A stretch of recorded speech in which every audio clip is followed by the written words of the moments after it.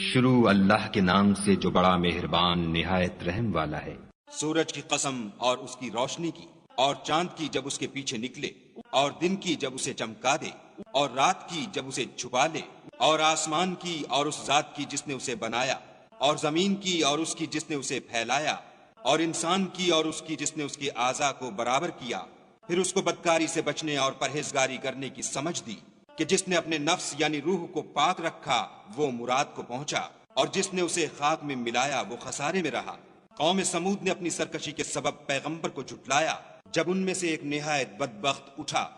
तो खुदा के पैगंबर सालेह ने उनसे कहा कि खुदा की ऊंटनी और उसके पानी पीने की बारी से हजर करो, मगर उन्होंने पैगंबर को झुटलाया और ऊंटनी की कूचें काट दी तो खुदा ने उनके गुनाह के सबब उन पर अजाब नाजिल किया और सबको हलाक करके बराबर कर दिया, और उसको उनके बदला लेने का कुछ भी डर नहीं।